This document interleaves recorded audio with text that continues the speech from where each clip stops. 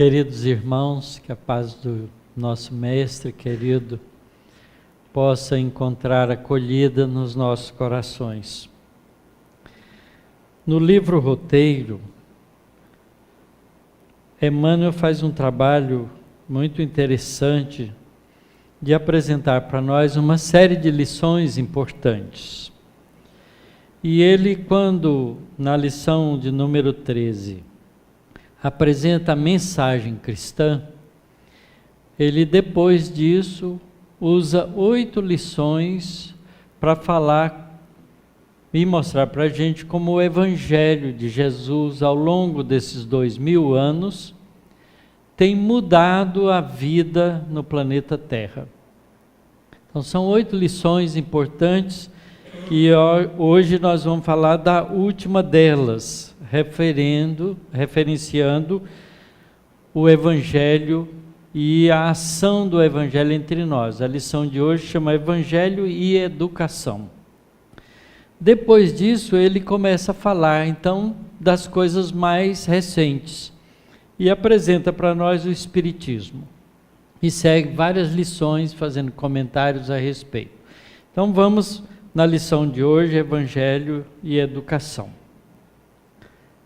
Ele começa dizendo o seguinte: quando o Mestre confiou ao mundo a divina mensagem da Boa Nova, a Terra, sem dúvida, não se achava desprovida de sólida cultura. Quer dizer, Jesus aproveitou o momento adequado para vir entre nós trazer essas lições, no momento em que a Terra já tinha bastante cultura. Vamos ver isso. Na Grécia, as artes haviam atingido luminosa culminância, e em Roma, bibliotecas preciosas circulavam por toda parte, divulgando a política e a ciência, a filosofia e a religião.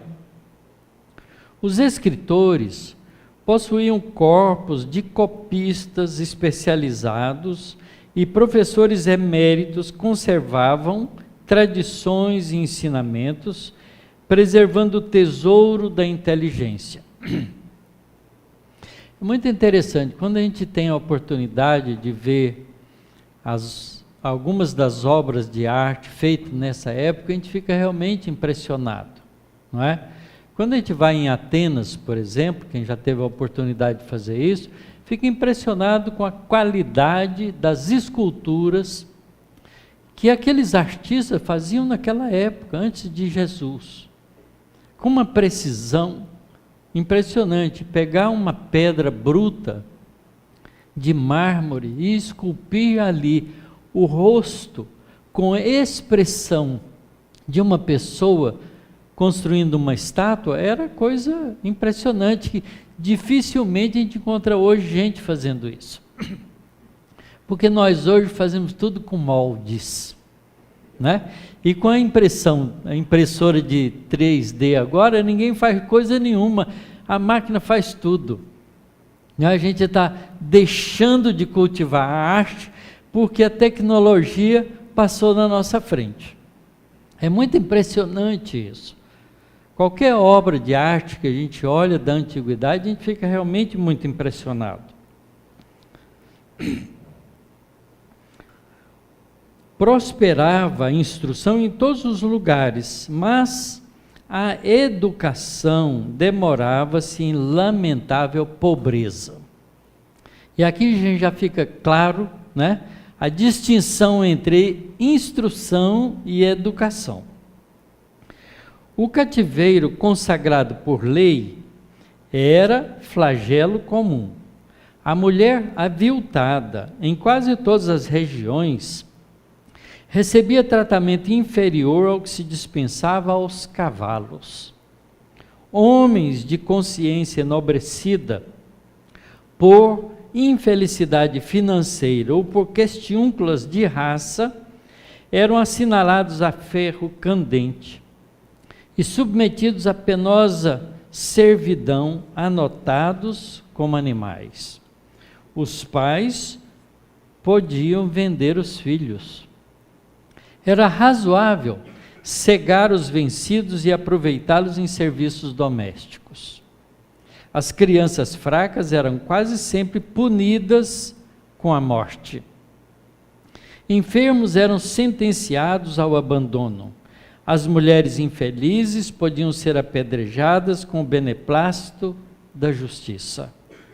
Os mutilados deviam perecer nos campos de luta, categorizados à conta de carne inútil.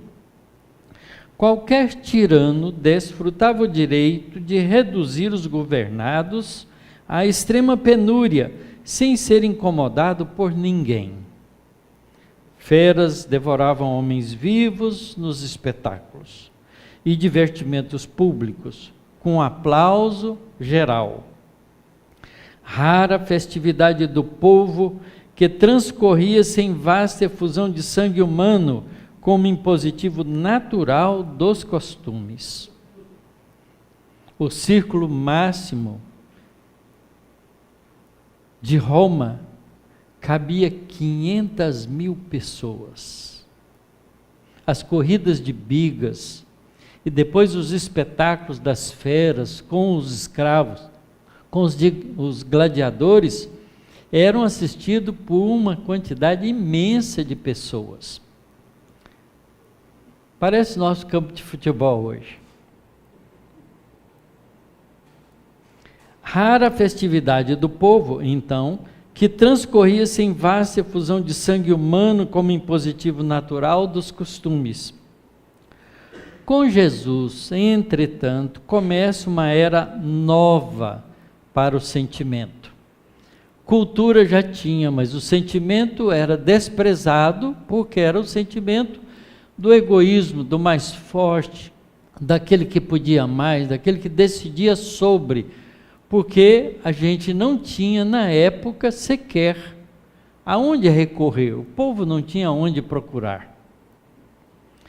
Condenado ao supremo sacrifício, sem reclamar e rogando perdão celeste para aqueles que o resgatavam e feriam, instila no ânimo dos seguidores novas disposições espirituais. Quer dizer, foi preciso que a humanidade sacrificasse o espírito mais puro que veio à Terra, para a gente aprender que não se deve fazer isso.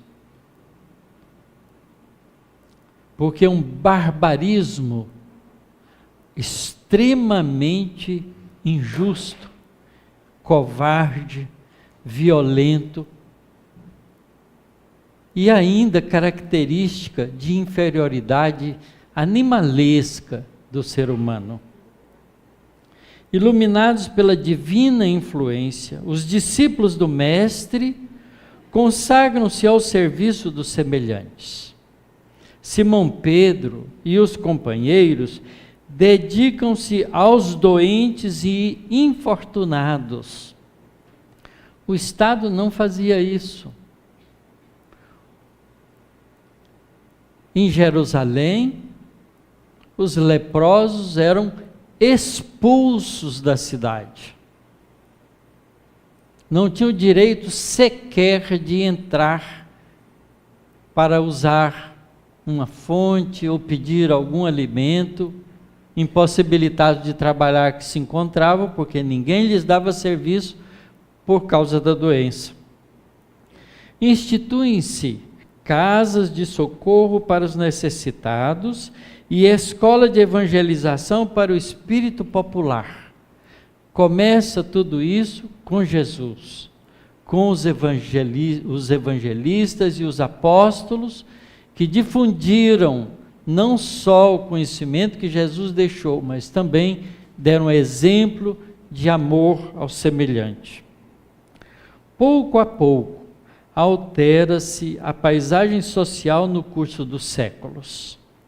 Dilacerados e atormentados, entregues ao supremo sacrifício nas demonstrações sanguinolentas dos tribunais e das praças públicas, ou trancafiados nas prisões, Os aprendizes do Evangelho ensinam a compaixão e a solidariedade, a bondade e o amor, a fortaleza moral e a esperança.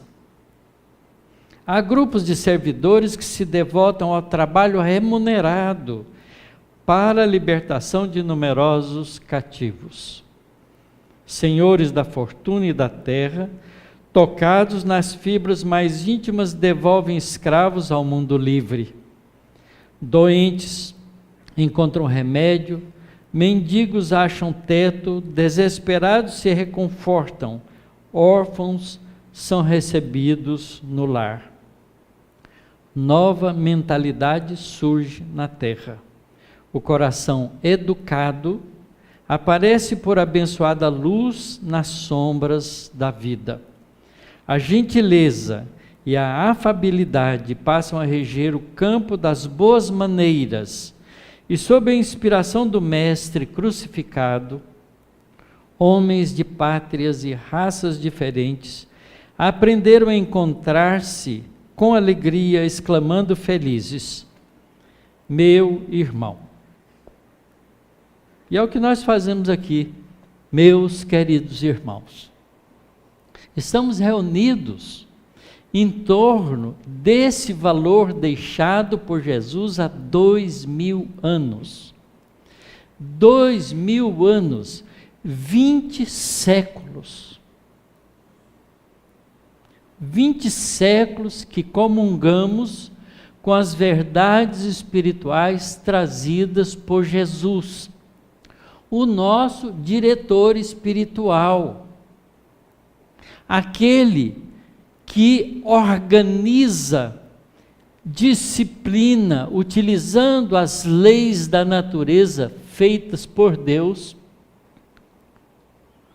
todos os processos do nosso planeta há 4,6 bilhões de anos, porque ele assume a tarefa de conduzir o nosso planeta na sua formação, na formação do sistema planetário solar, que se estabelece como um sistema planetário inicial, já com os planetas delineados todos, há 4,6 bilhões de anos atrás. O nosso Sol tem 5 bilhões de anos, formado pela condensação gravitacional de uma matéria cósmica, uma nebulosa, chamado hoje pelos cientistas, pelos astrônomos, de nebulosa solar, no processo de aglutinação dessa matéria cósmica, formado pelas explosões de outras estrelas mais velhas. Estrutura como um sistema planetário sob o comando de mentes e corações poderosíssimos, do qual Jesus faz parte, como um espírito superior que é, porque evoluído como nós estamos indo, em sistemas planetários mais antigos ainda. Porque a criação divina não tem privilégios. Jesus não é um espírito privilegiado, ele é o nosso irmão mais velho. Esse espírito, trabalhando o planeta, trazendo a vida para ele, organizando todas as estruturas necessárias para que o planeta pudesse no futuro abrigar a vida humana, ou a princípio inteligente adquirido a consciência da própria individualidade, espíritos como somos, organiza tudo isso, prepara todos os processos da evolução, dá ao homem primitivo os recursos para progredir, até chegar a uma fase de entendimento no mundo de provas e expiações agora, conscientes da própria responsabilidade, adquiridos a cultura, que a sociedade humana representa 2000 anos atrás, Ele decide vir para estar conosco pessoalmente e nasce entre nós para dar os padrões de uma vida futura, profunda, com as lições do seu esclarecimento e do seu exemplo, para que a humanidade pudesse deixar de ser tão animalizada para se tornar criaturas civilizadas e depois criaturas verdadeiramente humanas,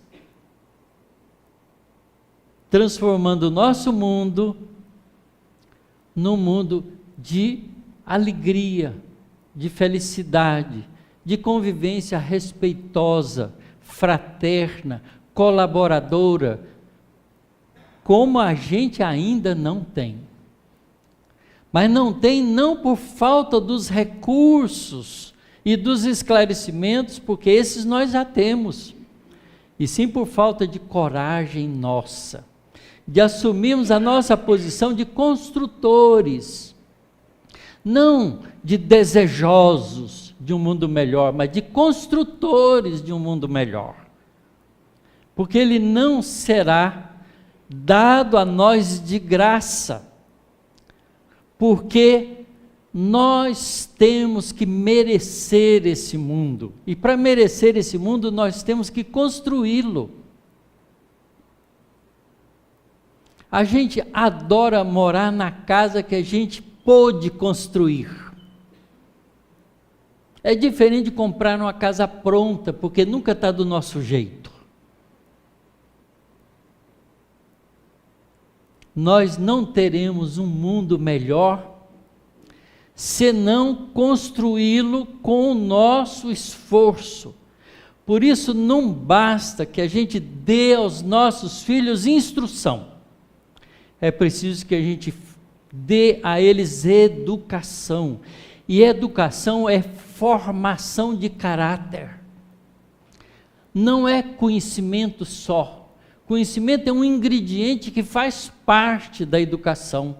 Porque quando a gente compreende, a gente resolve melhor.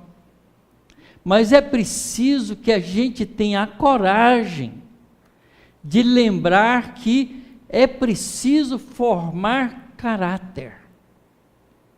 Que a gente aprenda o respeito ao semelhante.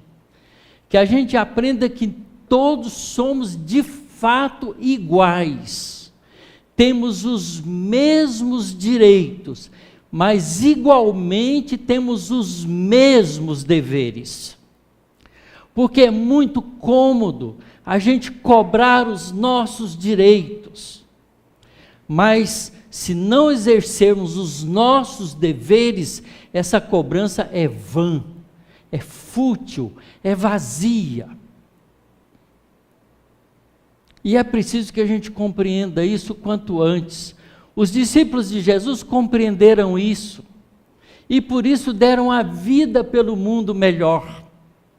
E se não fosse o trabalho de semente, de semeadura, de cultivo que eles fizeram, nós hoje não estaríamos aqui reunidos para aproveitar esses ensinamentos que nos chegaram aparentemente magicamente. Porque imaginem, esses conhecimentos que Jesus nos trouxe, ficou localizado numa província pequena do mundo, num pedacinho da Palestina, nas cidades que eram mínimas. Cafarnaum era uma vila de 3, 4 mil pessoas. A capital da Samaria, os samaritanos, era um povo de pouca gente. Roma, que era a cidade imperial da época, tinha só 1 milhão de habitantes. Jerusalém era uma cidade pequena, não era grande. Jericó, que era uma cidade próxima de negócios, tinha 10.000 pessoas. Como é possível, é inimaginável na nossa cabeça, que uma instrução espiritual trazida por Jesus e exemplificada por Ele, pudesse germinar uma cultura espiritual que tomou conta do planeta, sem recursos da internet, sem recursos da imprensa, sem recursos das escolas, porque só iam para as escolas os filhos de ricos, que não tinham escolas, tinham professores em suas casas. Imaginem, sem essa cultura do passar adiante o conhecimento, nós temos conosco a preciosidade dos ensinamentos de Jesus, que nós ainda não temos a coragem de ler por nossa própria conta. Porque sequer a gente é capaz de abrir o Novo Testamento e ler os ensinamentos de Jesus. A gente deixa para outros fazerem para a gente. É adorável assistir uma palestra que alguém nos conte isso. Mas se estiver falando bobagem, a gente vai engolir, porque a gente não sabe de fato. A gente não estudou por conta própria, não sabe sequer avaliar se o Otacílio está falando verdade ou mentira.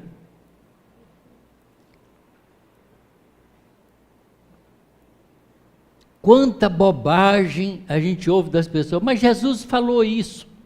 Você vai lá, procura no Novo Testamento, não tem nada daquilo. Foi outro Jesus, né? Porque Jesus agora tem muitos. Enfim, esses ensinamentos têm que ser tomados como produtores de caráter, capaz de modificar a estrutura de comportamento nossa. Porque senão é só cultura, é só biblioteca, é só pintura, escultura. São lindos quadros de Jesus, as pinturas dos santos e anjos. Quantos pintores famosos não nasceram entre nós e pintaram todas essas paisagens imaginadas do Evangelho. A gente vê a Europa cheia, todos os museus da Europa estão cheios disso. Mas isso não mudou ninguém. O que muda é o conhecimento dos ensinamentos de Jesus, a convicção que se cria da nossa realidade espiritual, para que nós passemos a viver como espíritos imortais, esquecendo que somos homens e mulheres. Porque homens e mulheres é um estado transitório, e o espírito é para sempre. Formação de caráter, educação é formação de valores espirituais para toda a eternidade. Se não entendermos a educação dessa maneira, nossas escolas não passarão de ser apenas produtores de instrução. E com instrução nós construímos bomba atômica para matar 100.000 pessoas de uma vez. Nas primeiras experiências da bomba atômica, Hiroshima e depois Nagasaki foram arrasadas. 100.000 pessoas de uma vez morreram, foram derretidas pelo calor imenso produzido pela inteligência humana que descobriu no átomo uma fonte poderosa de energia. Mas não era para isso que a inteligência foi dada. Foi para construir, não para destruir. Hoje, nós fazemos guerras inteligentíssimas. Um drone comandado por uma pessoa que está totalmente protegida é capaz de destruir um ambiente porque leva bombas poderosas e certeiras. O erro previsto é de 1 metro no lançamento de uma bomba por um drone. Quer dizer, mata, se jogar numa pessoa, não há erro. E é assim que esse presidente americano se vangloria de ter matado alguém do Irã, que acha que é um terrorista. E Jesus ensina: perdoa, Pai, porque eles não sabem o que fazem. Há uma diferença de comportamento radical entre essas duas posições. Mas não é ele, somos todos nós da humanidade, porque ele é apenas alguém que foi posto lá pelo povo de lá. Do mesmo jeito que nós pomos os nossos dirigentes aqui com o nosso próprio capacidade de escolha. Mas se nós não nos tornarmos melhores, se não aproveitarmos os ensinamentos de Jesus para a nossa autoeducação, não há mundo melhor. Não haverá mundo melhor. Porque antes disso, nós nos destruiremos. E ficaremos à mercê da nossa própria sorte, ou da nossa própria atitude equivocada de autodestruição. Porque nós temos bombas nucleares para destruir a vida na Terra. A bomba de Hiroshima tinha 20 quilotons. Nós temos bombas de centenas de megatons. Mega é 1000 vezes mais do que quilo. Quilo é 1000. 1 quiloton significa 1 tonelada de dinamite. A bomba de Hiroshima era equivalente a 20.000 quilos de dinamite. Destruiu 100.000 pessoas de uma vez. Imagine uma bomba de megaton. 1 milhão de quilos de dinamite. Nós não temos uma dessas bombas, temos centenas delas, armazenadas nos Estados Unidos, na Ucrânia, na Rússia, na Índia, na China. O coreano quer, o iraniano quer, porque acham que se não tiver, não se defenderão. E não há defesa, porque se a gente estourar essas bombas, independentemente da onde a gente estiver, seremos afetados pela radiação. A vida deixará de existir na Terra por alguns milhares de anos. E para onde nós iremos como espíritos? Porque vai destruir o nosso corpo. E a nossa alma, o nosso eu, o nosso ser, que somos imortais. Iremos para onde? Para lugar nenhum. Ficaremos aqui sofrendo as consequências da estupidez humana. E se a gente já tinha parado de falar em guerra nuclear, agora começou de novo, pela insanidade dos governantes dos diversos países do nosso planeta, porque ainda não entenderam. Pai, perdoa, porque eles não sabem o que fazem. A mensagem de 2000 anos conosco, de lições preciosas que vêm paulatinamente tentando melhorar a sociedade humana. Mas ainda estamos longe disso. Porque sequer sabemos respeitar o direito alheio com o nosso telefone celular. A gente acha que nós temos o direito de usar o nosso telefone celular onde a gente estiver, que se dane os outros. Simples, mixaria, pouca coisa, mas é assim. Nós ainda não sabemos respeitar o direito alheio no trânsito, na rua, dentro dos supermercados, no cotidiano da nossa vida, dentro do lar. Ah, quanta violência, quanto desentendimento, quanta agressividade ainda existe dentro dos lares. Quantos de nós nos maltratamos uns aos outros pela nossa falta de educação espiritual? Quantas vezes falamos para uma pessoa querida, nossa, não enche, vai te catar. Filhos de 15, 16 anos mandando os pais ir para aquele lugar. E professores também. Hoje é difícil ser professor, muito difícil. Porque se os filhos não aprenderam educadamente a respeitar os pais, vão respeitar professores? De jeito nenhum. Os professores, se pudessem, deixavam de ser.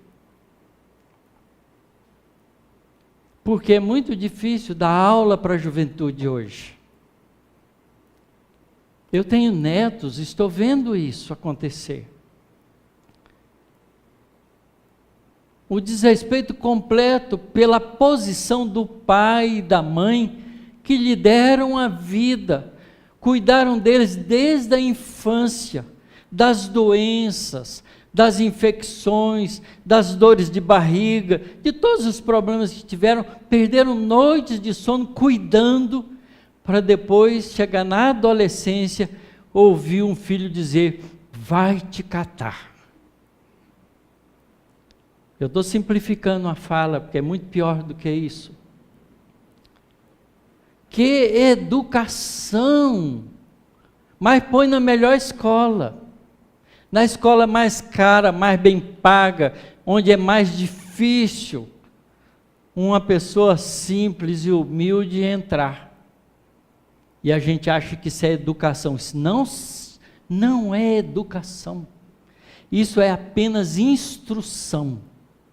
Que nada tem a ver com conduta de comportamento. Porque educação é formação de caráter. Evangelho e educação significa buscar a educação espiritual, que nos modifica para sempre, que nos torna um espírito melhor, mais carinhoso, mais fraterno, mais amigo, mais dedicado ao bem comum. Se a religião não nos ajudar a adquirir isso, ela não serve para nada, ela é uma farsa, é um engano, é uma aparência, como tem sido até então. Porque em nome das religiões, nós já estudamos isso por aqui nesse livro, foram feitas guerras e mais guerras de extermínio. E ainda existem as incompreensões religiosas por toda parte. Ora, se a religião tem o papel de ligar o homem a Deus, e se Deus é o Criador único de todos nós, nos tornando como consequência irmãos uns dos outros, como podemos fazer diferença? Que sentido faz isso? É insensatez, produto do orgulho, do egoísmo, da vaidade do ser humano, que o espírito que cresce e busca a evolução espiritual deve combater em si mesmo. deixar de ser orgulhoso, deixar de ser egoísta, deixar de ser vaidoso. Nós não valemos pela nossa aparência, nós valemos pelos nossos atos, pelos nossos pensamentos, pelos nossos sentimentos. Jesus deixa isso claro. Conhece-se a árvore pelo fruto. E qual é o fruto que o ser humano oferece? Senão o que ele sente, o que ele pensa e o que ele faz. Então seremos conhecidos por isso. É esse o ensinamento de Jesus para nós. Se alguém te obrigar a andar a 1000 passos, ande com ele mais 1000. Se alguém te roubar a capa, dê-lhe também a túnica. Se alguém te pedir emprestado, não se preocupe em querer de volta. Ame. Aprendeste que foi dito, olho por olho, dente por dente. Eu, porém, vos digo, amai os vossos inimigos, orai por aqueles que vos perseguem e caluniam. É outra realidade, é outro significado. Isso vale quando a gente compreende a realidade espiritual.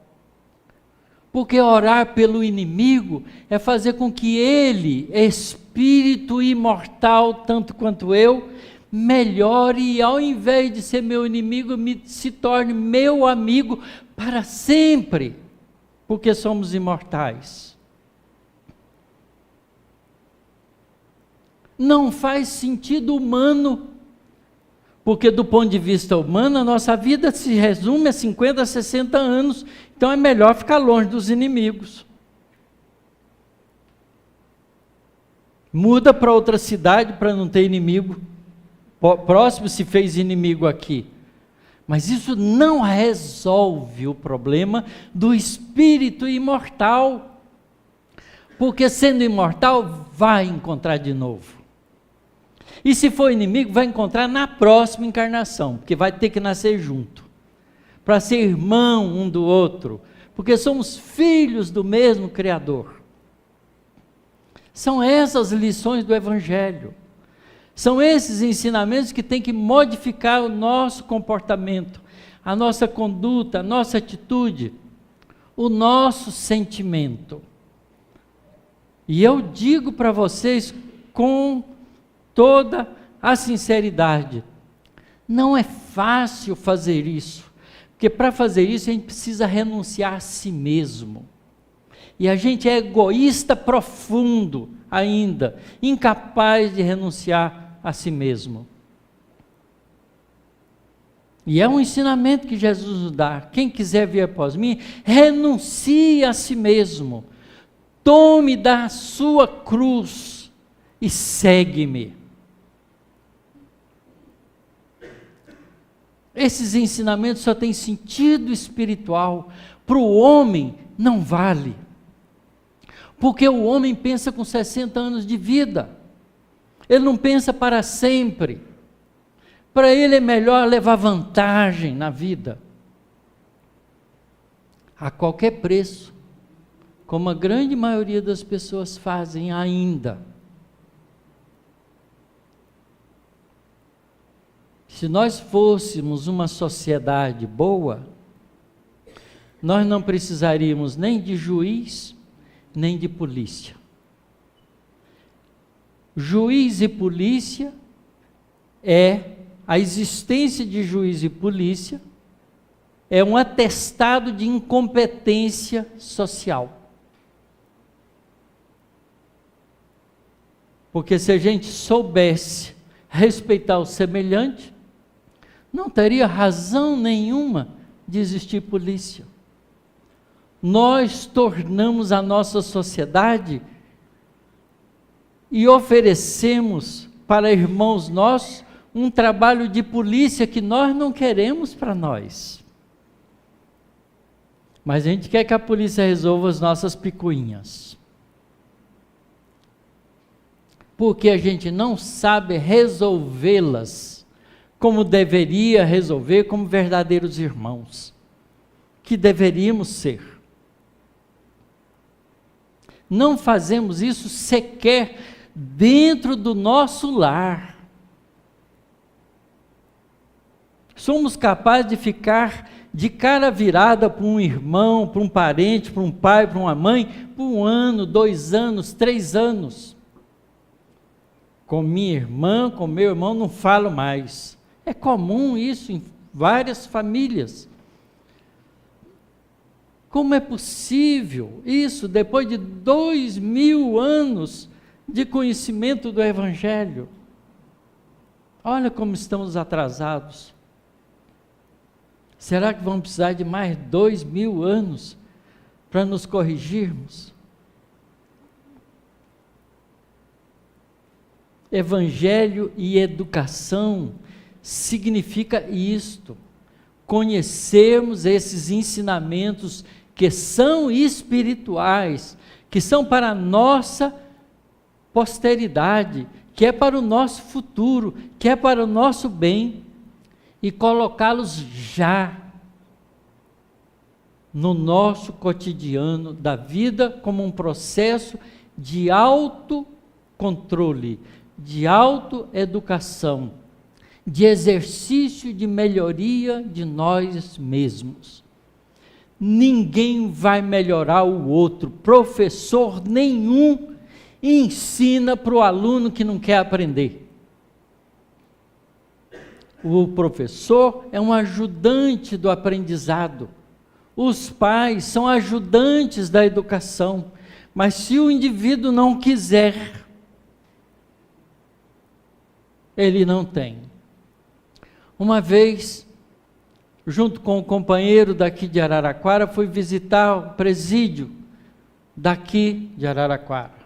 Tínhamos um trabalho que era feito dentro do presídio, uma vez por mês, num sábado à tarde. Íamos lá, tínhamos que passar por todo o processo de segurança, entrávamos, abriam-se portas de grades, e a gente era encaminhado para uma sala de aula dentro do presídio. E aí esperávamos, e cada um dos detentos ou internos, como eles preferiam dizer, lá dentro do presídio, iam sendo liberados individualmente para ir para a mesma sala. E aqueles que queriam ir. E aqueles que não só queriam ir, mas também tiveram um comportamento adequado para que a direção do presídio permitisse que fosse. E não éramos só os espíritas que fazíamos isso, protestantes, católicos, diversas religiões. Sentado na sala, esperando, veio um desses internos, sentou do meu lado e me disse, começou a conversar comigo: você acha que tem solução para mim? E eu falei: por que você está dizendo isso? Não, porque eu sou de uma família boa. O meu pai e minha mãe são espíritas. E nos deram, a mim e aos meus irmãos, uma educação muito boa. Nos ensinaram várias coisas. Meus irmãos todos estão bem, estudaram, formaram. Mas eu desde cedo não aceitei muito nada daquilo que eles me falavam. E com 12 anos, comecei a usar droga. Eu não sei porquê, mas ele soltou o coração dele para mim. Com 12 anos eu comecei a usar droga. Com 15 anos eu descobri que usar droga era uma estupidez, melhor era vender, porque a gente ganhava dinheiro. E virei traficante. Tenho 25, 26 anos, não me lembro exatamente, era um jovem ainda, e estou preso por tráfico de drogas. Você acha que tem solução para a minha vida? Olha, que proposta, que questionamento.